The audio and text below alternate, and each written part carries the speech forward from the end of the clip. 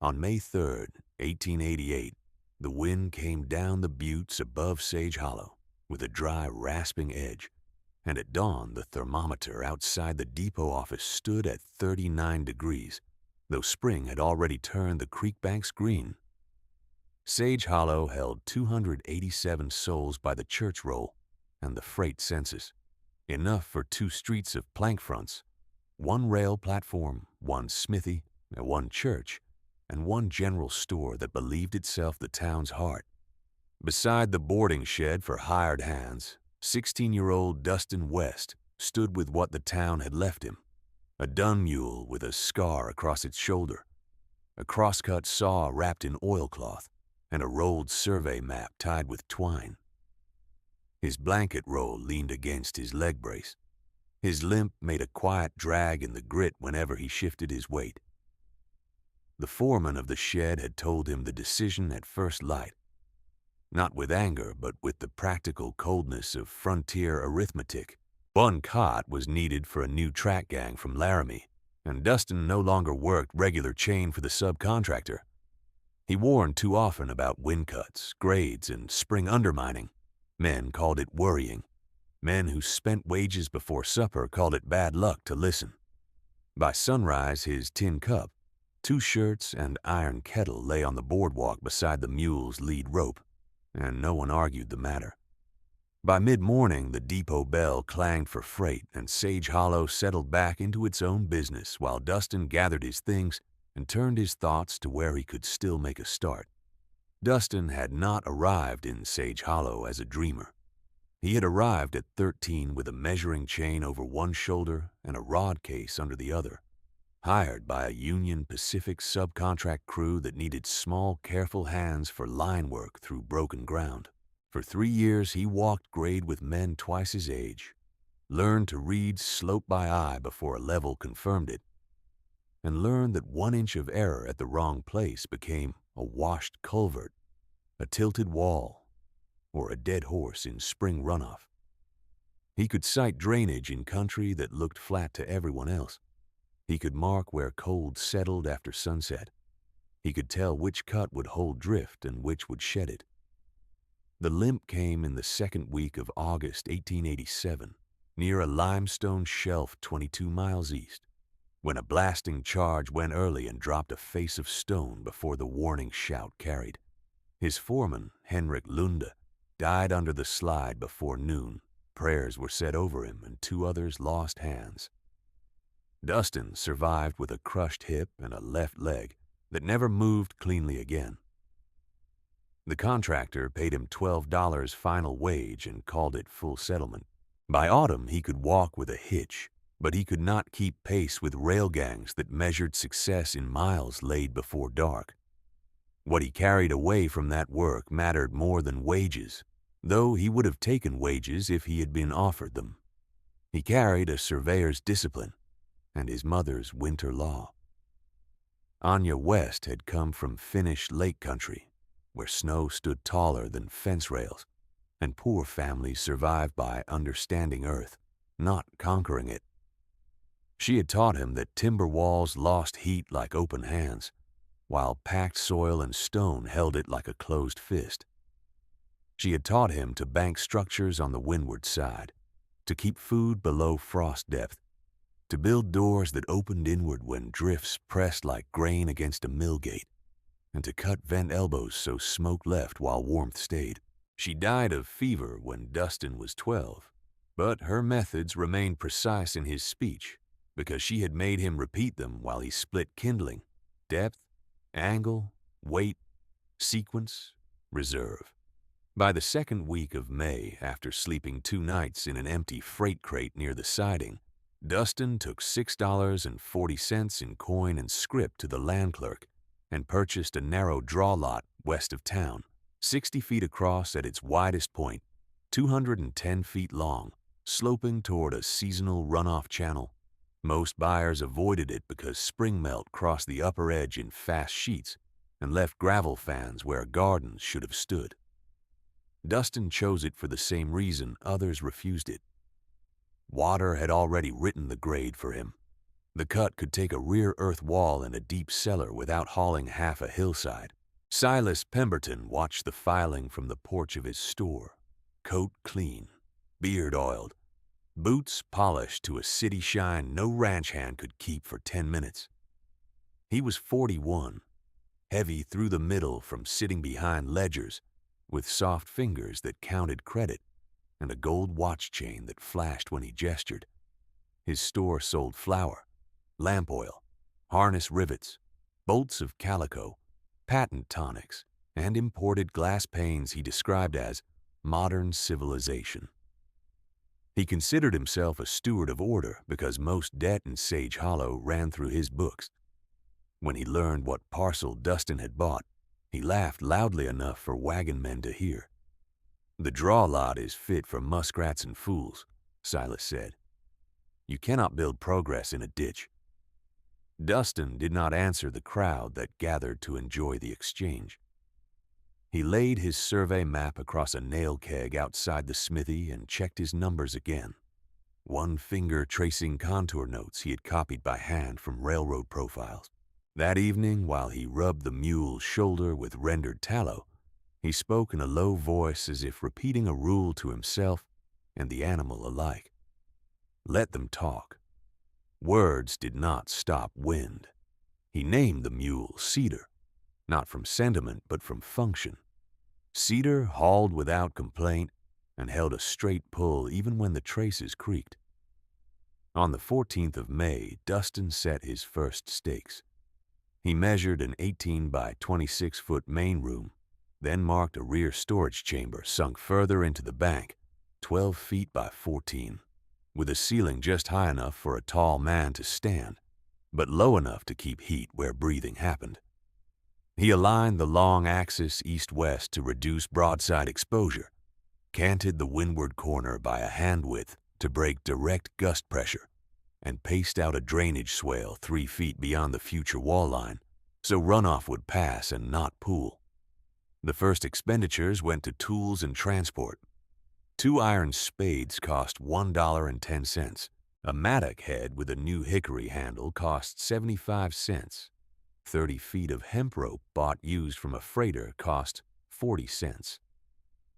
He traded the crosscut saw for partial credit at the blacksmith and received in return 4 chisels, a coal set, and shoeing for cedar worth $3.20. The trade hurt him because the saw had been his mother's household tool, but stone would not shape itself by memory alone. From dawn to dark, he worked the slope by sequence. Topsoil came off first and was stacked separate for later sod cap. Subsoil came next. Limestone fragments were sorted by face size and set in piles marked with char on split lath. He cut a bench into the bank for the rear wall footing at 32 inches below grade, tamped crushed gravel by hand with a wooden rammer, and laid his first courses dry to check bond before mixing lime mortar. The mortar ratio followed what he had learned from rail culvert masons. 1 part burned lime to 3 parts screened sand, watered slowly until the trowel stood without slumping. He tested each batch with a thumb press. Too wet, and the wall would creep. Too dry, and winter would split it. 3 days passed before any town soul offered paid labor, and the offer came only because the man needed coin for tobacco. When Dustin explained he could pay 25 cents for half a day and 1 hot meal, the man laughed and walked back to the boardwalk crowd. Silas began calling the project West's Folly before June was out, and the name spread quickly because mockery travels faster than wagons. Still, Dustin kept to line and level. He hauled limestone 1 block at a time with cedar, each load not more than 200 pounds, so the mule would last the season. He set cornerstones on packed bed, checked plumb with a bob made from a rail spike, and left weep channels at footing height to let trapped moisture leave.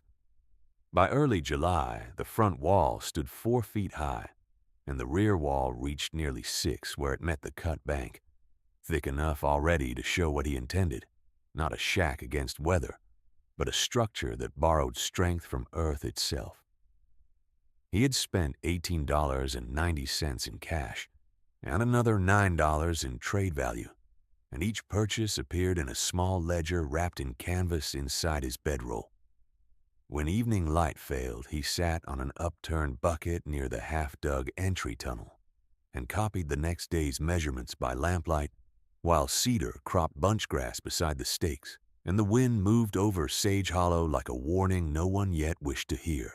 The next morning, July 6th, 1888, dawn broke without cloud, and by 6 o'clock the shade thermometer nailed to the smithy post read 62 degrees, though wind from the northwest carried the chill that came each night off the high country. Dustin folded his canvas ledger, set it back in his bedroll, and worked the way he had taught himself to work after injury, in fixed motions that wasted neither strength nor pride. Cedar took the drag sledge at first light. Dustin took the grade rod and line pins. By noon, he had marked the entry tunnel to run 14 feet from door to inner room, with a slight right bend at 8 feet, so wind could not drive straight through when the door opened in winter. He cut tunnel walls to a width of 4 feet, then shaved each side to plumb with a short-handled adze and a mason square borrowed from the blacksmith for 2 days at 10 cents. The floor fell 1 inch every 6 feet toward a stone catch basin where meltwater could gather and be dipped out before it reached bedding or stores. He laid the basin with scrap limestone chips, then puddled the joints with clay carried from a cut bank above the creek, because clay swelled when wet and closed leaks better than lime in that one place. Heat depended on dry footing. Dry footing depended on plain discipline. By the 3rd week of July, his wall plan had become visible even to those who had mocked it from a distance. The main room walls stood 24 inches thick at base and 20 inches above shoulder height. Not elegant, not quick, but designed to hold mass. Inside dimensions remained 18 by 26 feet as staked, though he surrendered 6 inches on each side to keep proper bond at corners. He selected broad-faced stones for inner courses and rougher blocks for exterior courses, then packed the core with fist-sized rock and mortar in lifts no higher than his knee, tamping each lift with an oak billet until the sound turned from hollow to dense. Silas Pemberton began visiting the site in late afternoons as if inspecting an inferior investment, hands clasped behind his back, boots kept carefully clear of mud. On July 24th, he arrived with 2 ranch hands and spoke loud enough for anyone within 50 yards. "West's Folly has acquired walls," he said. "You may bury silver in them if you like, boy. But no decent soul will sleep in a hole like a badger." Dustin looked up from the trowel board, wiped mortar from his wrist, and answered in the same measured tone he used for prices and dimensions. "A wall either keeps heat or it does not. Mockery has no effect on stone."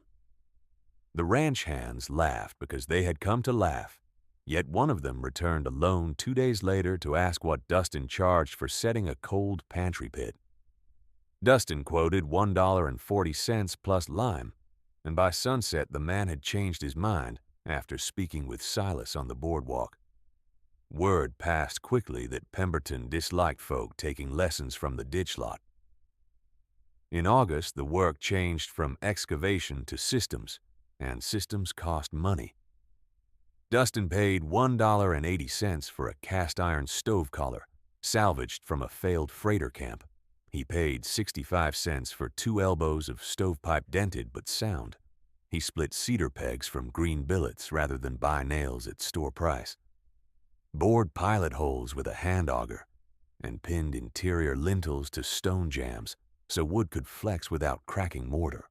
For the roof, he set peeled cottonwood poles at 16-inch spacing across oak plates bedded in tarred canvas, then laid brush, a thin earth layer, and finally 6 inches of sod blocks cut from his own stacked topsoil. The roof looked low and plain from a distance, almost like a rise in ground.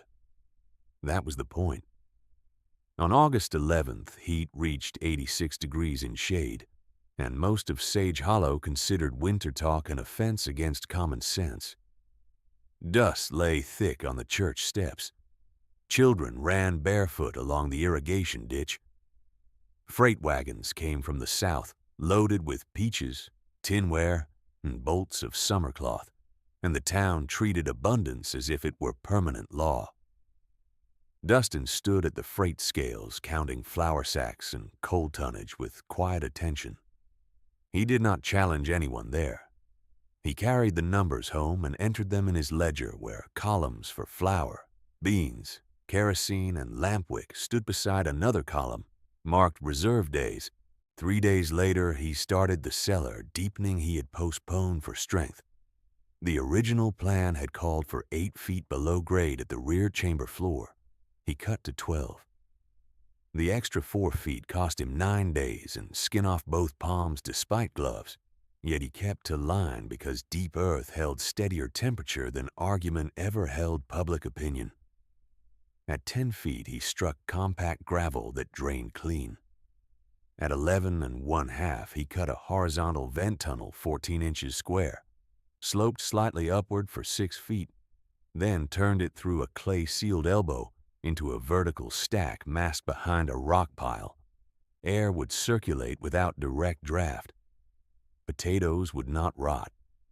Grain would not mold.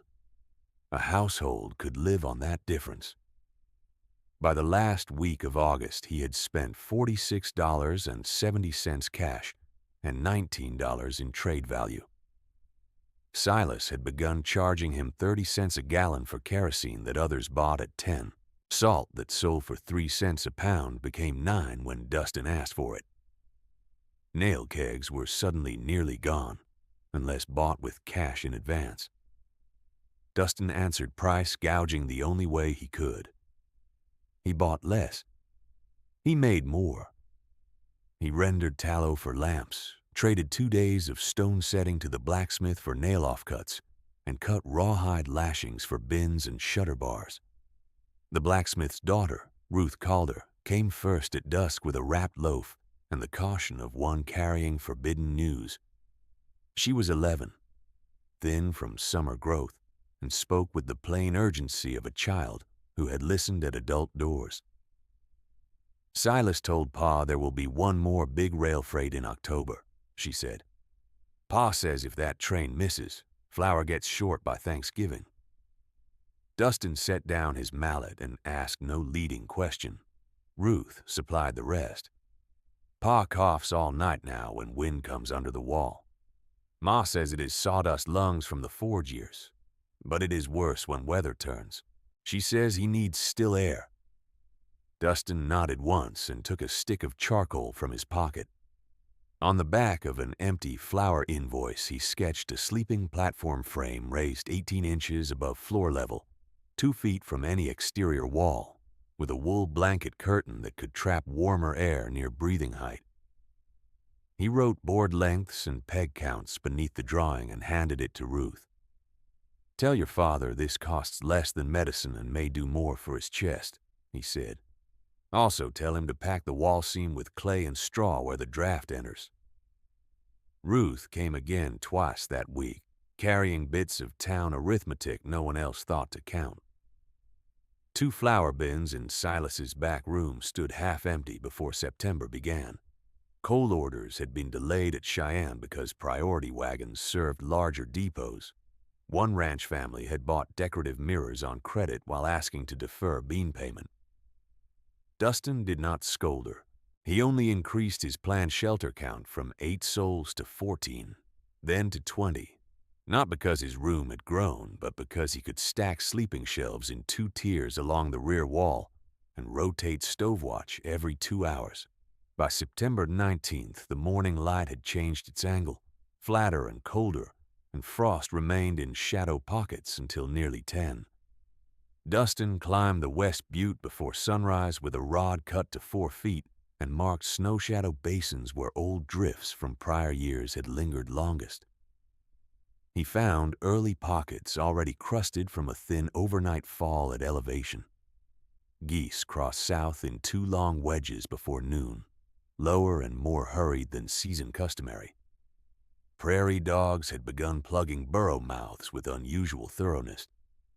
Dustin returned to town with dust on his boots and went straight to the church steps where market wagons loaded after service. He spoke plainly, to no one in particular and everyone at once. Harvest is not finished, but winter will strike before late freight clears. Buy staples by weight now. Flour, beans, salt, lamp fuel. Leave luxuries for spring. Silas stood at the edge of the gathered crowd in a broadcloth coat unsuited to field weather and answered with practiced ridicule.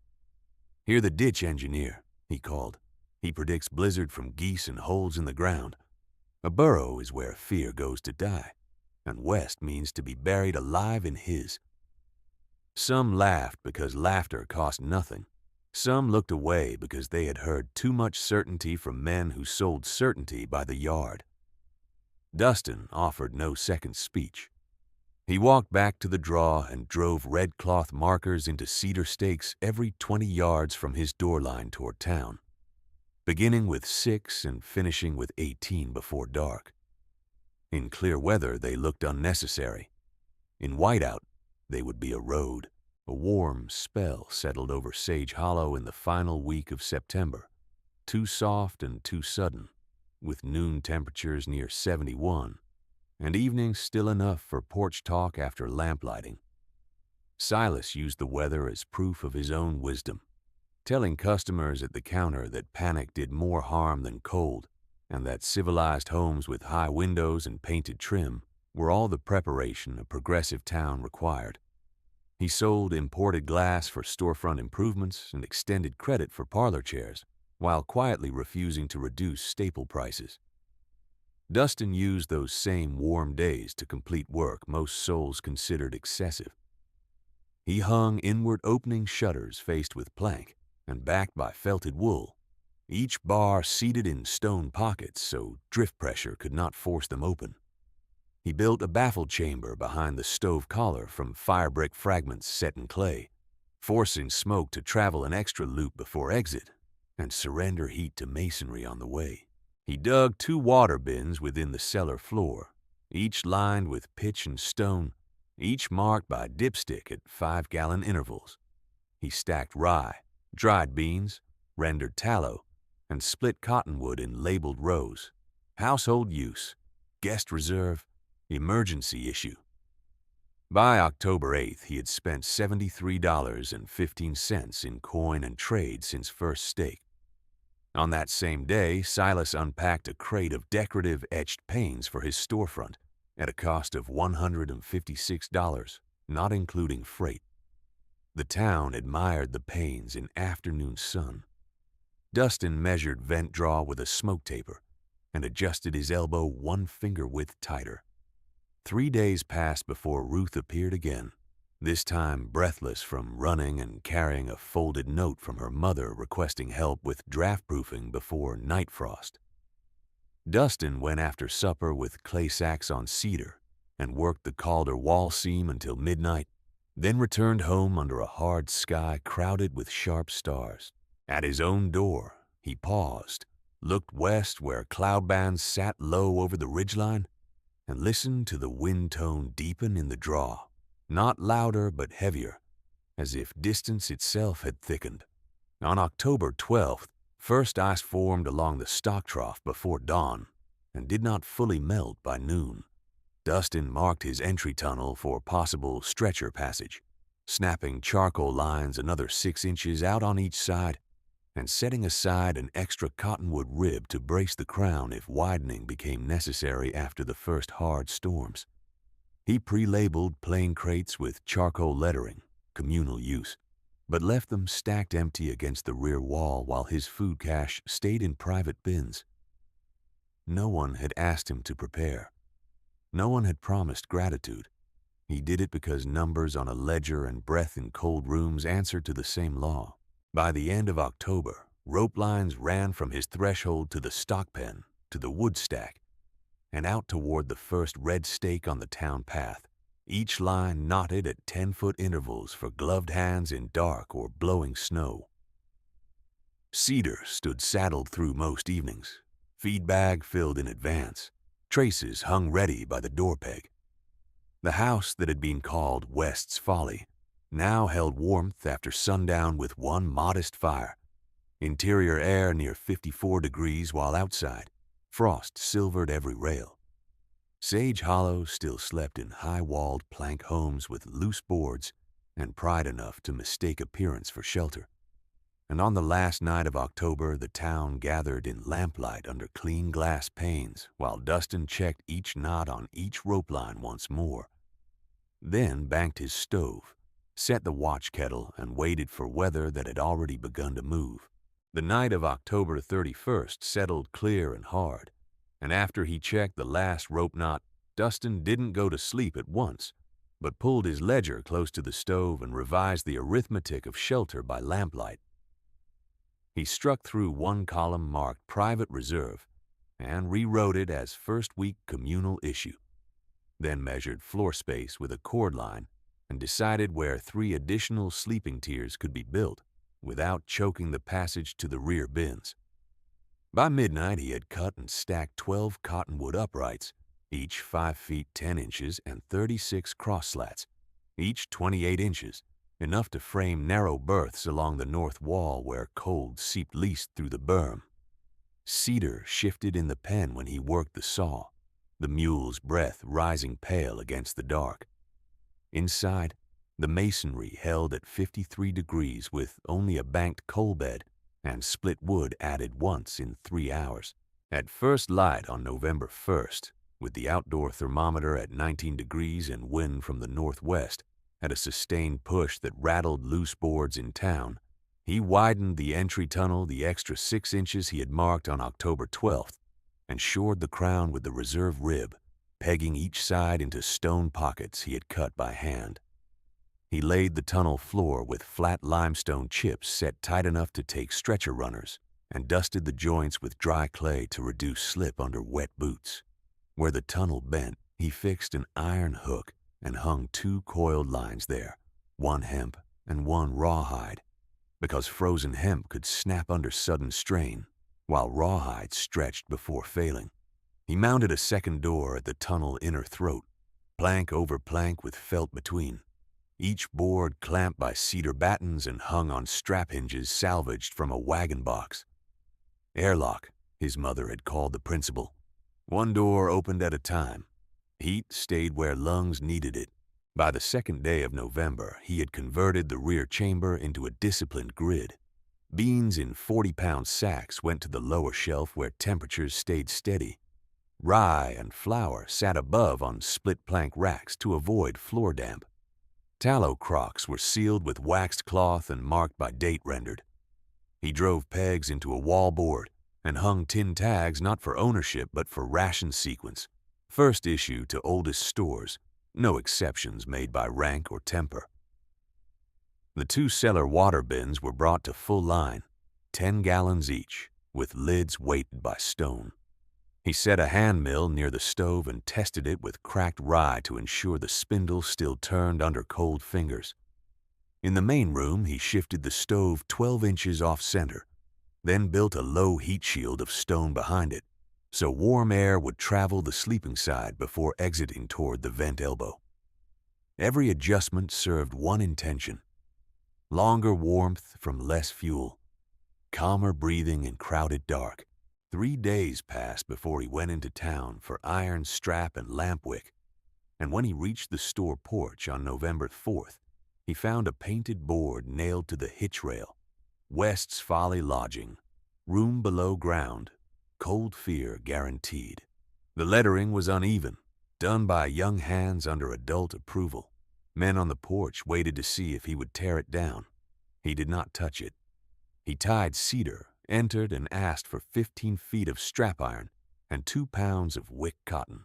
Silas Pemberton looked over his shoulder rather than at him, then named a price that exceeded last month by nearly double and required cash in hand. Dustin counted coins onto the counter, 1 stack for each item, and asked for no argument discount. When Silas added loudly that rope and nails would be withheld from panic contractors until respectable households had secured winter comfort, the store clerk copied the phrase into his own mouth by evening, and by nightfall, 3 other merchants in nearby camps had heard a version of it. On November 5th, the schoolteacher, Clara Voss, announced that the church sewing room would hold a civic meeting on proper winter conduct. And though no formal ordinance was written, the effect landed like one. Teamsters were advised not to hire teams to hazard lots west of the draw. Young men were told that assisting earth-cut dwellings encouraged unsafe settlement practice. Women who bought in bulk from Silas were offered small discounts if they purchased decorative goods in the same transaction, and staple sacks were kept behind the counter, visible but rationed by favor rather than need. The exclusion was not loud each hour. It was constant each day. Dustin answered it with labor. He stripped old harness leather into narrow bands and braided his own lashings where iron would have been easier. He burned limestone chunks in a pit kiln for fresh lime when bagged stock ran thin, tending the burn for 36 hours with cedar scraps and coal dust until the stones rang brittle, then slaked them in a covered trough so rain could not spoil the batch. By the first week of November, households that had once mocked from a distance began sending private questions through children and kin who could walk between worlds without declaring allegiance. One ranch wife asked what depth kept potatoes from freezing in hard January. A freight clerk asked how much cordwood a family of 5 required for 30 days below zero. Dustin answered every question with figures and no sermon. Potatoes below 30 inches in packed earth, he said, if drainage held. 1 1/4 cords for a tight house, 2 cords for a loose one, more if a sick elder must stay warm at night. He wrote numbers on scrap paper and never signed his name. In daylight, he remained the boy in a ditch. At dusk, he became a quiet reference point many pretended not to consult. Ruth Calder came on the evening of November the 5th with a split knuckle and soot on her sleeve, having worked the bellows while her father coughed through another shift at the forge. She carried 2 messages. The first was practical. Silas had moved half his flour stock into the loft and was charging bed fee for travelers if weather turned. The second was spoken lower.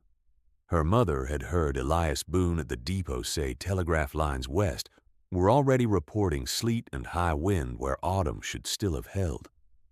Dustin gave Ruth a wrapped packet of dried onion and salt pork trimmings for her household kettle, then walked with her to the first red stake so she could count paces in the dark and memorize the line by touch. He placed her mittened hand on the rope knots and told her each knot meant 10 feet. Each double knot meant turn. Each cloth strip meant shelter near. He made her repeat it twice before sending her home. On November 6th, a brittle calm lay over Sage Hollow from dawn until late afternoon, and at 11 o'clock, the thermometer outside the depot read 34 degrees, while thin sunlight gave the illusion of mercy. Dustin used the false calm to execute the last heavy tasks he had delayed for clear ground. He dug a refuse trench 30 yards downwind from the house and lined it with ash and dry earth layers to prevent foul air in close quarters. He built a compact privy screen from salvage planks at the trench edge, anchored with stones against gusts. He set a triage corner just inside the main room, not for surgery but for warming and observation. 2 benches, 1 wash basin, 1 stack of boiled cloth, 1 jar of pine pitch salve, 1 tin of willow bark shavings for fever tea. He hauled the second iron stove from a ranch shed where it had sat cracked at the seam, patched the crack with furnace cement and wire wrap, and tested draft for 1 full hour before declaring it fit for intermittent use. The same afternoon, Silas turned mockery into spectacle. He stood on his store porch after the mail wagon left and addressed a crowd that had gathered for news, holding one of his imported glass panes in both hands as if it were proof of civilization itself. He said that proper homes rose toward light, not down into mud, and that fear made poor architecture and poor citizenship.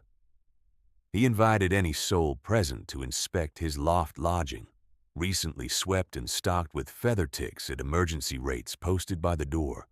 Several clapped, others stayed still. Dustin, passing with cedar and a sled load of split cottonwood, paused only long enough to ask the stable boy whether the town well cover had been secured against drift. The boy said no one had thought it necessary yet. Dustin handed him 2 spare pegs and told him where to drive them before sundown. Silas laughed at the exchange and called out, "Count your pegs, West. Winter obeys men with ledgers, not boys with rope." By dusk, 2 of his own clerks were quietly stuffing sacks with oats and lamp oil for their families. As evening fell on November 6th, the warning signs multiplied in forms that required no superstition, only attention. Barometer glass at the depot office dropped sharply between supper and 8, enough that Elias Boone noted it in the train log margin, though no scheduled freight had arrived. The creek edge skinned over in a single hour after sunset and held solid under a boot heel, a transition too abrupt for ordinary November cycling. Horses in the south paddock turned hindquarters to the northwest and remained that way, heads low, refusing feed for a stretch that unsettled even men who mocked weather talk. At the butte line, cloud built not high but dense, a long iron band that swallowed stars from west to east. Dustin checked each sign against his notebook and made no announcement. He moved through tasks already chosen: fill kettles, top lamp reservoirs, set kindling in 3 stations, lay out spare mittens by the door, tie cedar with a quick-release hitch, and place a shovel inside as well as out. Near 9 o'clock, he walked to the depot because one thread remained unresolved in his planning: whether any warning had come by wire that could change route decisions for wagons still out. Elias Boone, thin-faced and tired from a week of line chatter, met him at the office door with a telegram copy in his hand and kerosene smoke in his coat.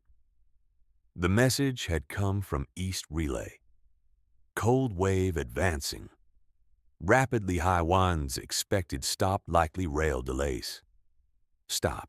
Elias said Silas had already seen it and dismissed it as broad territory caution that did not govern local business. Dustin asked no favor beyond one practical request. If lines stayed open through morning, he said, send notice to outlying ranches north and west that rope guides to shelter stood marked from the church lane to the draw. Elias hesitated, then nodded and tucked the note under the key so he would not forget if calls came hard at dawn. By midnight, November 7th had begun under a sky without moon, and Sage Hollow lay in the strained quiet that sometimes precedes violence in weather, not because the air lacked movement, but because every surface seemed to wait. Dustin made one final circuit from door to pen to first stake and back, counting knots by glove and distance by stride, then banked both stoves and sat on the tunnel bench with boots on, coat folded beside him, and the ledger open to the page where names could be entered if shelter filled. In town, lamps burned late in houses that still believed morning would resemble evening. At the depot, Elias kept the key ready and watched the wire. On the store loft stairs, Silas posted his emergency rates where all could see. Just before dawn, the wind shifted 1 point west and deepened to a continuous roar against the butte face, and every preparation in the draw moved from theory into test. At dawn on November the 7th, the first wall of storm crossed the butte line like a dropped curtain, and within 20 minutes, Sage Hollow lost the ridge, the creek, and then the far half of its own main street behind snow, driven nearly horizontal by northwest wind, that clocked 35 miles per hour by Elias Boone's anemometer vane, before the vane iced fast. At 8 o'clock, the depot thermometer read 27 degrees. At 10, it read 12. By noon, it stood at 3 above zero, and the warm spell that had encouraged porch talk vanished so completely that men later spoke of it as a deception rather than weather. Dustin closed the outer tunnel door, checked the seal at the inner throat, and began the rotation he had written in his ledger. Fuel feed every 70 minutes, vent check every 2 hours, water thaw on the half hour, rope line inspection at each break in visibility. By 1 in the afternoon, the town's plans had begun to fail in sequence. High-windowed parlors that had seemed modern in October now leaked cold from every sash seam, and stovepipes set straight through thin plank walls drew poorly as crosswinds struck from changing angles and pushed smoke back into rooms. The church vestibule door, hung to swing outward for Sunday crowds, jammed on drift pressure before evening service could be called. At the stock pens east of town, 2 gate latches failed under rime, and panic-struck cattle packed shoulder to shoulder against rails until the top boards split. Dustin watched these failures through intervals in the tunnel mouth, no longer than a breath. He did not comment on them. He marked each one as a practical fact and tied his scarf tighter over nose and mouth before stepping onto the first rope run. By mid-afternoon, he had made his first 2 retrieval trips to households nearest the red stakes, guiding an elderly widow and a rail clerk with a frost-numb hand along knots they could follow even when they could not see his back.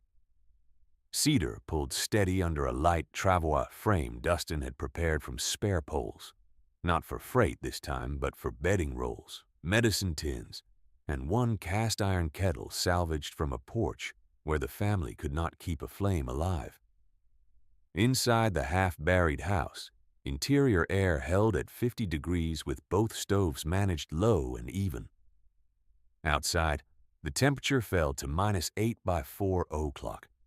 The difference between those numbers became the town's new arithmetic.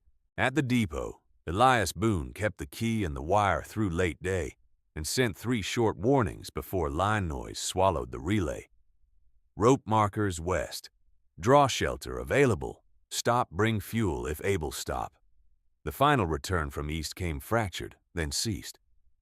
He copied the outgoing texts into his log margin with an ink nib that shook in his fingers, capped the bottle, and wrapped the telegram tube under his coat as if one more delivery could still be made on schedule. He stepped from the depot at dusk when visibility had narrowed to a few feet and attempted to cross the packed drift to the side door he trusted in ordinary storms. He did not reach it. By the time a search line found him after first light, Elias Boone had frozen 10 steps from shelter with the tube still beneath his coat, and his right hand closed around the keyring he had not dropped. Through the first night, 7th into 8th November, Silas Pemberton continued to posture as authority from his store loft, charging bed fees in cash or ledger mark to travelers and local families who had abandoned colder houses. The arrangement held until the 2nd midnight hour, when drifting snow rose above the lower windows and blocked one stairwell vent, then another, and the loft filled with stale breath and kerosene smoke from lamps turned too high for fear of dark. Shelves below emptied with brutal speed, flour gone first, then beans, then lamp oil, then salt sold in damp handfuls at triple on his own posted rate. By dawn on November 8th, the counter that had once displayed imported goods stood bare except for 2 cracked mirrors and a bolt of summer cloth no soul could eat or burn. His ledgers remained dry then, but his certainty did not. That same morning, Ruth Calder reached Dustin's tunnel with snow crusted to her scarf and 1 mitten missing, having moved from knot to knot along the line he taught her by touch. She carried no panic in her voice, only urgency sharpened by cold. Her mother's breathing had worsened overnight, she said, and her father could not leave the forge house because the youngest boy had fever and the stovepipe had split at the seam. Dustin put a cup of hot broth in Ruth's hand, wrapped her in a spare wool coat, and gave instructions in the clipped cadence of field work. Sit by the inner door, count to 100 between sips. Do not return outside until he said so. Then he loaded Cedar with a patch kit, dry wood, and one of the communal flour sacks he had relabeled for family issue, and went back into wind that now struck hard enough to push him sideways between knots. By the evening of November 8th, Sage Hollow no longer resembled a settlement of 287 souls with 2 streets and visible boundaries. It resembled a cluster of buried roofs and struggling chimneys, each structure isolated by white ridges that shifted shape hourly. Dustin widened one path sectioned by shovel, so a door could open inward on a house already half blocked, and in that entry he found 3 adults wrapped in quilts around a stove gone nearly black for lack of draw. He reset their pipe angle, sealed the leak with clay and cloth, and left half a sack of rye with explicit weight rationing scratched on a board, 12 ounces per adult per day until road opens. He repeated such visits until his right shoulder shook when he lifted the shovel, then returned to his own door, logged names of those sheltered and those refusing relocation, and fed both stoves in silence while wind struck the roof sod like thrown gravel. The second night took Mary Calder. She had given her thick wool blanket to her youngest son before dusk when his fever rose, then remained near the draft seam while tending kettle steam and keeping coals alive in a room that never warmed beyond the high 30s. By dawn on November 9th, her cough had deepened into wet, tearing breaths, and by afternoon lung fever had fixed itself beyond what willow bark, pine steam, or warmed bricks could reverse.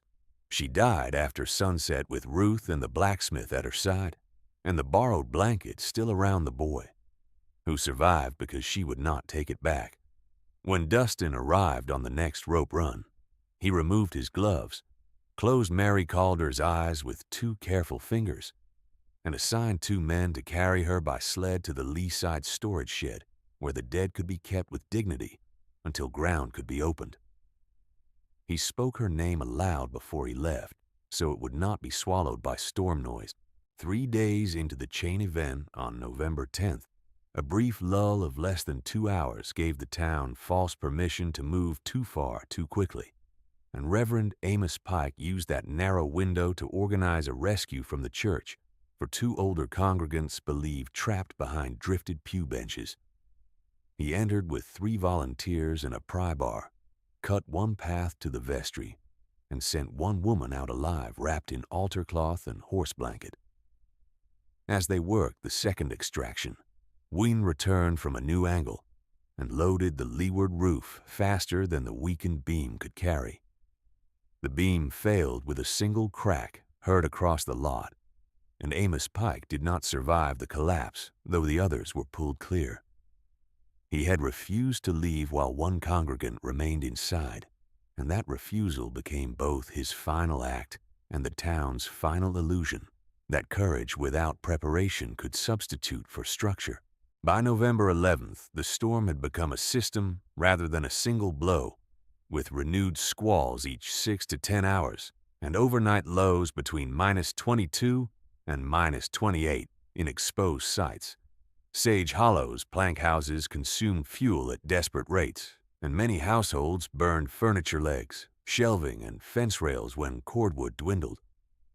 Dustin's half-buried walls held near 48 to 51 degrees with careful stove management, and the contrast was not theoretical anymore. It was breath, skin, and sleep. Souls who had laughed at earth roofs now stood in line at his tunnel bend, with blankets, kettles, and faces gray from cold and humility, waiting for assignment to bunk tier, wood rotation, or water melt duty.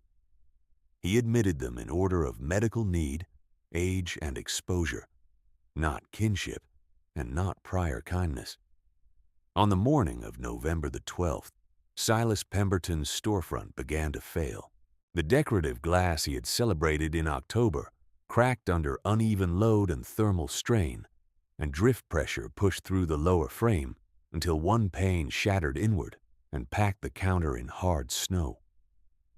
He and 2 hired men tried to shore the wall from inside with flour barrels that had already emptied, but by noon the false front bowed and an hour later the upper facade collapsed into the entryway, soaking ledgers and account books under melt and powder.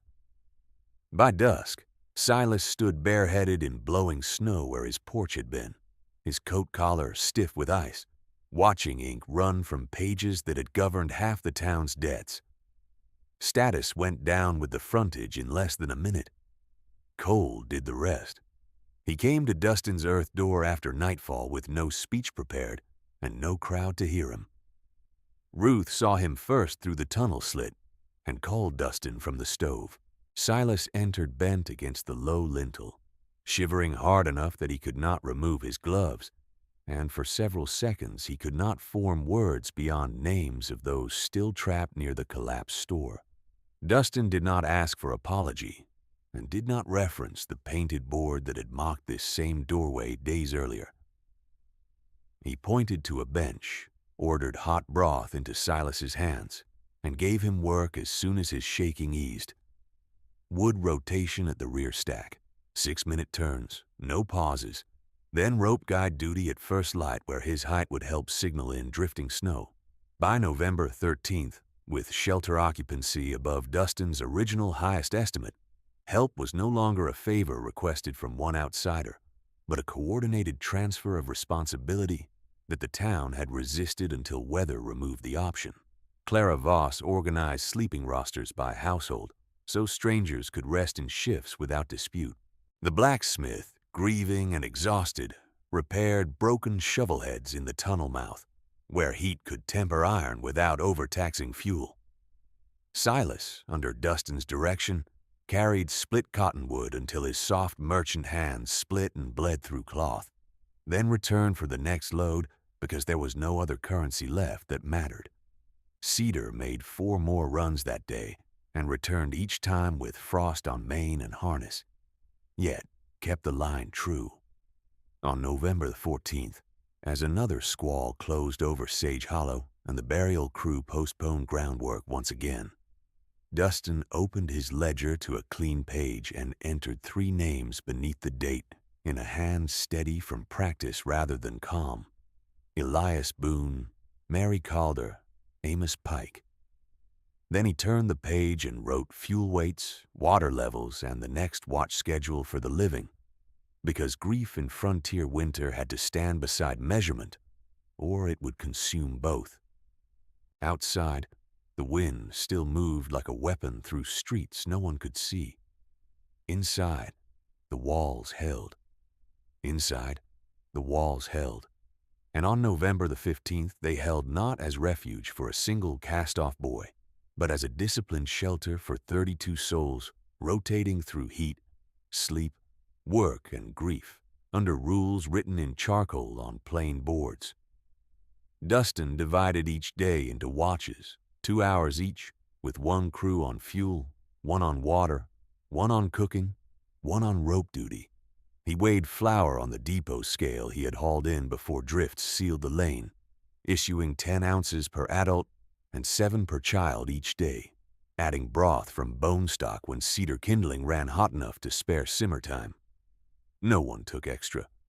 No one was turned away without assignment. Silk waistcoats and patched denim stood in the same line, waiting for the same ladle and the same narrow bunk shelf.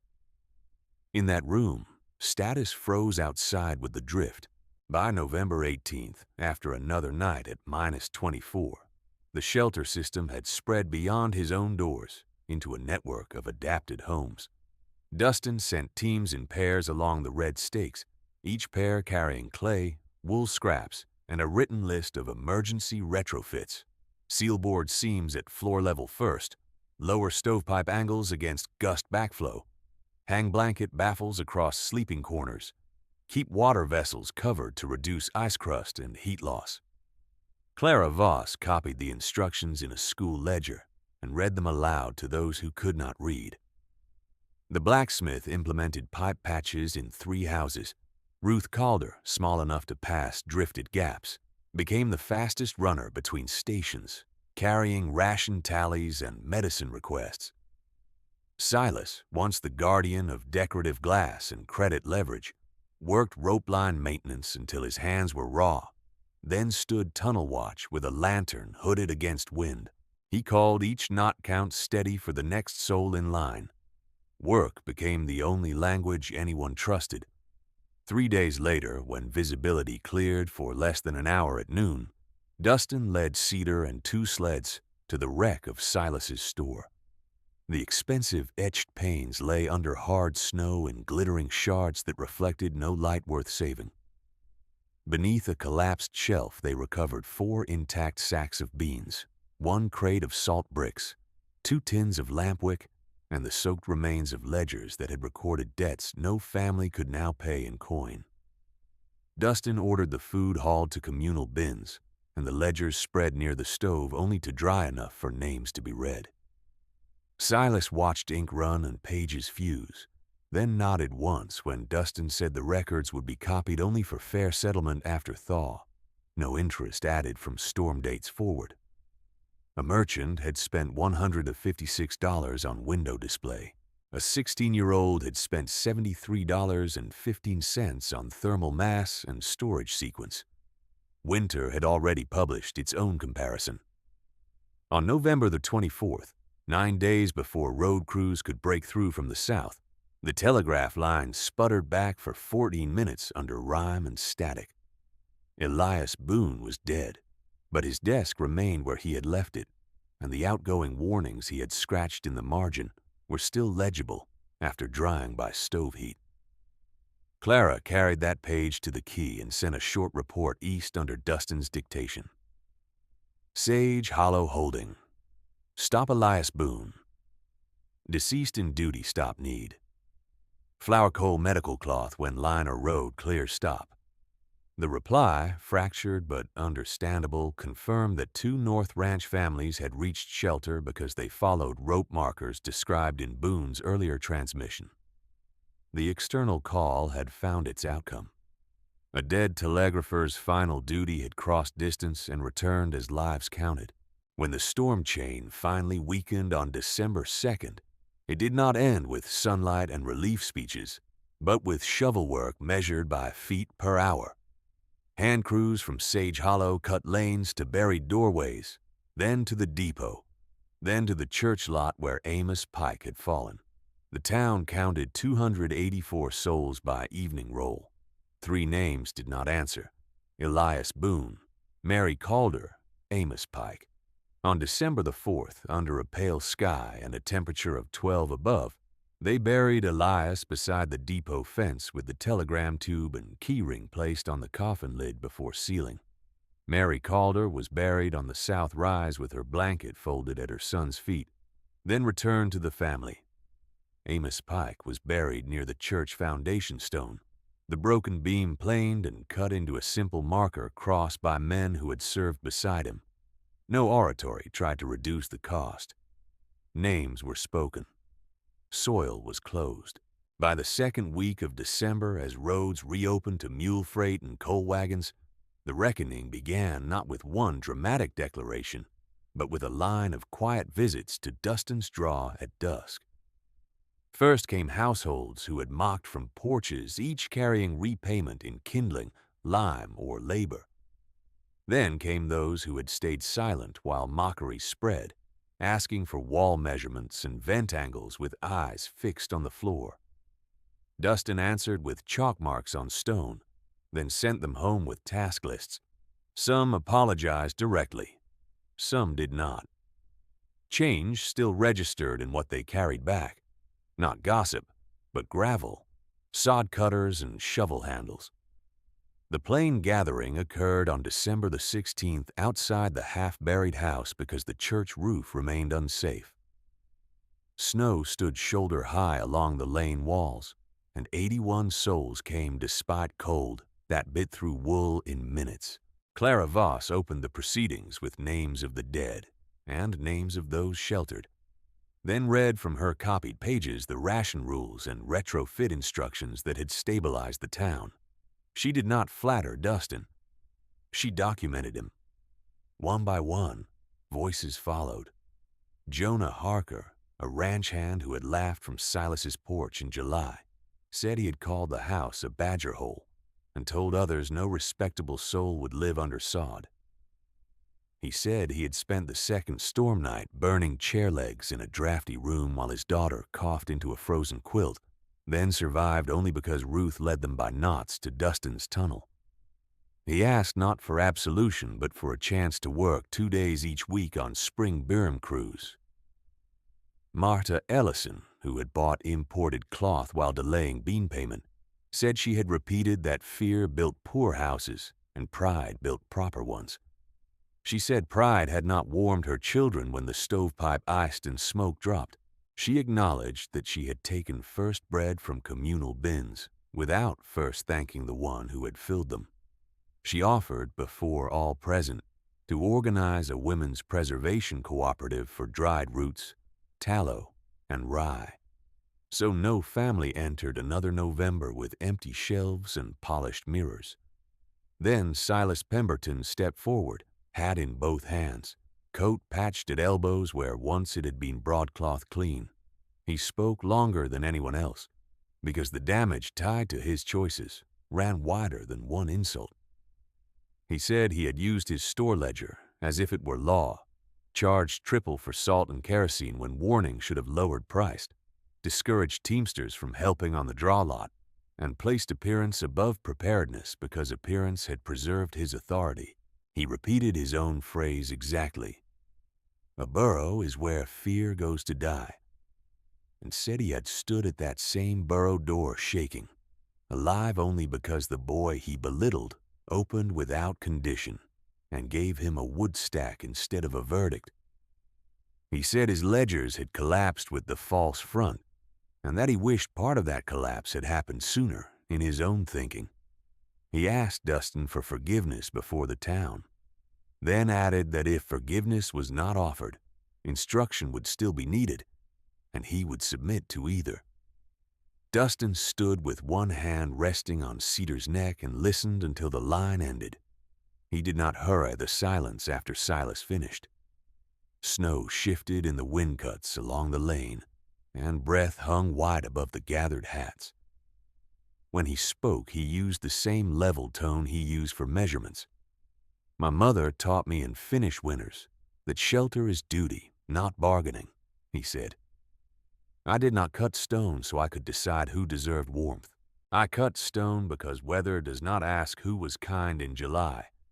You ask forgiveness today. I cannot weigh that in 1 hour before witnesses. Forgiveness, if it comes, will be measured in winters. It will be measured in whether widows have dry walls, whether children sleep above floor draft, whether store prices on staples stay fair when roads close, whether rope lines are set before first snow and not after first death. If you want my answer now, this is my answer. I will teach any household willing to work. Bring shovels at first light. Bring your own pride to cut and haul with the sod. No applause followed. The gathering ended in task assignments. 3 days passed before the first training crew assembled in the draw. 14 souls with mismatched tools and no boardwalk audience. Dustin marked a practice trench at 30 inches and made each trainee check grade with a water line before any digging began.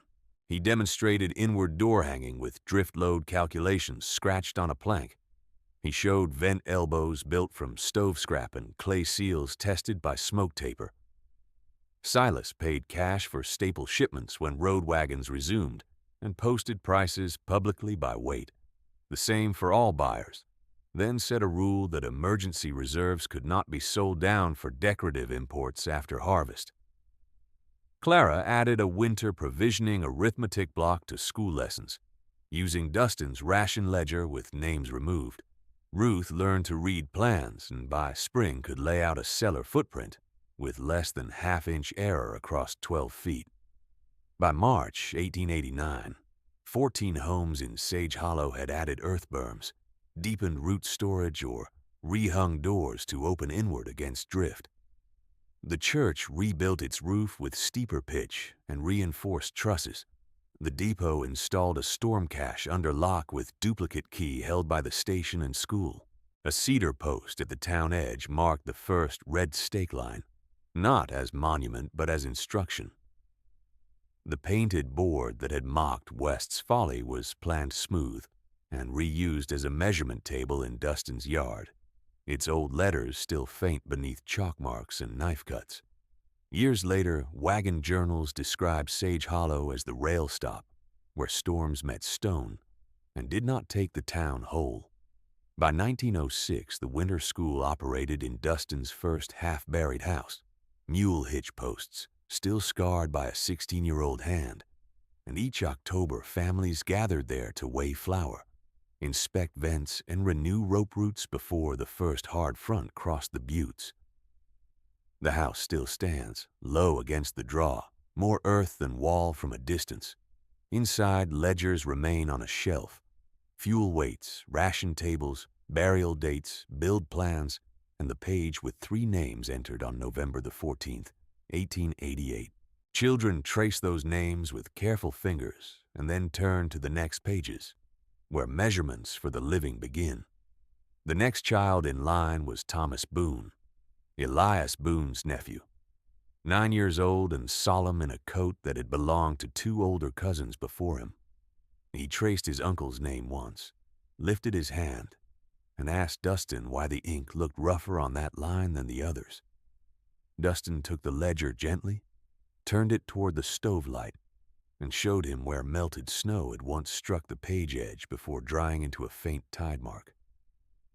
Because that page was written during weather that shook every hand in town, he said. Write steadily anyway. Then he set a clean sheet beside it and made the class copy 3 columns, flour by ounce, wood by cord fraction, lamp oil by night count. By the 3rd week of October 1906, the winter school met every Tuesday and Friday at dusk, 37 souls attending in rotating household groups so chores still held. Clara Voss taught reading and arithmetic at the front table. Dustin taught structure and ration discipline at the stone bench near the vent elbow, where children could see how the clay seal had been repaired and rechecked each season. Ruth Calder, now 29, and broad-shouldered from forge work and field hauling, taught knot lines in the tunnel, mittened hands moving from single knot to double knot until even the smallest child could count distance in dark without panic. That evening, she brought in a wrapped bundle from the depot and laid it beside the old telegram copy Elias had sent before the line died. Inside was a polished brass relay key from the East office, shipped with a formal note and freight receipt marked paid by Territorial Rail Administration. The note stated that Elias Boone's final warnings had been entered into district record and credited with directing 2 North Ranch families toward marked shelter.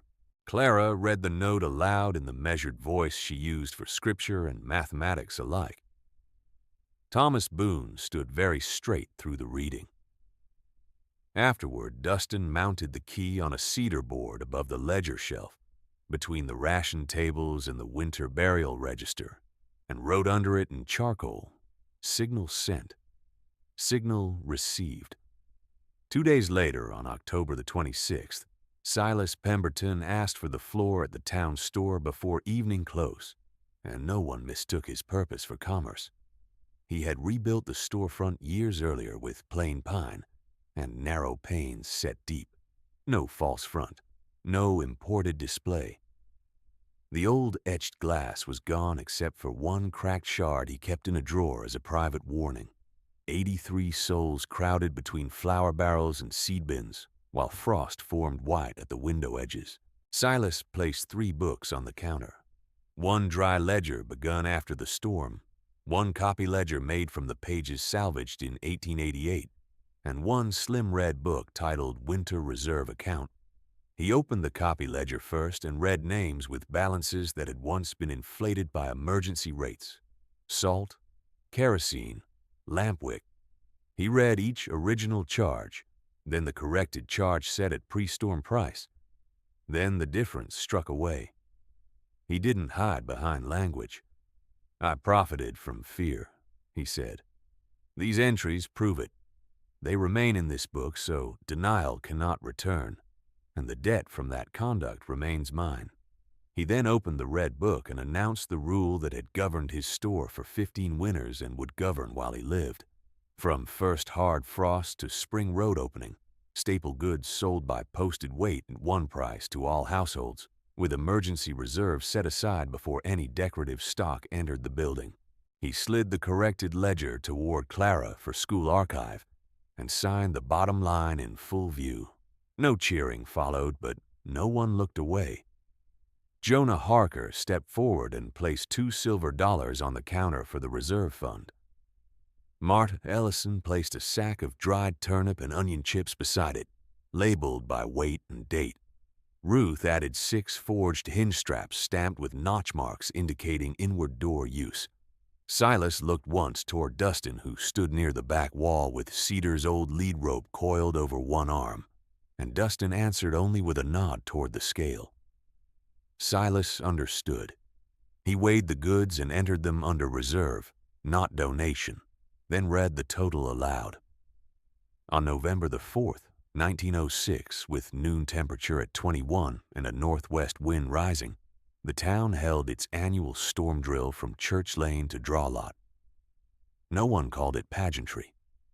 Children carried smaller bundles than adults, but carried them properly tied. House captains reported household counts at the first red stake post, then moved by knots to assign shelters in timed order. Dustin checked each group at the tunnel bend and asked each captain the same 3 questions. Wall seam sealed, vent clear, 7-day staple weight verified. If any answer failed, that household repeated instruction before supper. Ruth timed rope travel. Clara logged errors. Silas issued practice rations from reserve bins and required signatures by mark or hand, so no family disappeared in arithmetic. At dusk, snow began in hard grains that stung exposed skin, and what had started as drill became weather by full dark. The storm did not reach the fury of 1888, but it drove visibility down to a few yards and sealed 2 lane corners by midnight. This time, rope lines were already set. This time, inward doors opened. This time, no one waited for permission to help. Teams moved from house to house by assignment cards kept in waxed pouches. The school cellar took 6 travelers from a delayed freight wagon, fed them rye broth, and bedded them on dry slats marked guest reserve. By dawn, the thermometer read -6, and every household answered roll. The burial register stayed closed. 3 days passed before roads reopened enough for sled passage, and on November 8th, the town gathered in the schoolroom, boots steaming by the stove, to close the storm account. Clara read names of crews and supply use. Ruth reported 1 rope fray at stake 7, repaired before second watch. Silas reported reserve drawdown and refill schedule with exact pounds needed before December. Then Dustin rose and held up the oldest page again, the one with Elias Boone, Mary Calder, and Amos Pike written in the hand of a boy who had been asked to become more than a boy. He placed that page beside the new roll from the recent storm, which held no death names, only work assignments and fuel counts. "Do not call this safety luck," he said. "Luck is a warm afternoon in October. Safety is what you build before sunset. We carry 3 names so we remember cost. We carry these new pages so we remember duty." In January 1912, when Dustin was 40 and his limp had stiffened in cold but not slowed his instruction, the Territorial Survey Office offered him paid work east of Cheyenne training railmen in winter siding. He accepted only on condition that each spring and autumn he could return to Sage Hollow for provisioning school. The office agreed at $70 per month and travel board. On his last evening before the first assignment, he walked the draw with Ruth and Clara, while Silas locked the store against night wind. At the first red stake, Ruth tied a fresh cloth marker and said, "We keep this line whether you are here or away." Dustin answered, "Keep the measurements and the line keeps itself." He returned each season exactly as promised. Children became parents, then sent their own children to the stone bench and ledger shelf. Thomas Boone grew into the depot agent and trained every new telegrapher to post storm warnings without delay or vanity. Ruth took over full instruction in structural retrofits after Dustin's hip worsened. Her classes crowded enough that she moved door-hanging practice outdoors in fair weather. Silas died in 1919, not ruined but changed, and in his will he left 1/4 of store proceeds to the Winter Reserve Fund with a signed statement that prosperity without preparedness was merely display awaiting weather. The house in the draw still stands. The mule hitch posts remain scarred where cedar once pulled stone through May mud. The brass relay key still hangs above the ledgers. On first frost evenings, families still enter, remove gloves and place fresh pages beside old ones. Children still trace 3 names before they learn new measurements. Then they turn the page, weigh flour, check vent angles, and begin again where the living begin.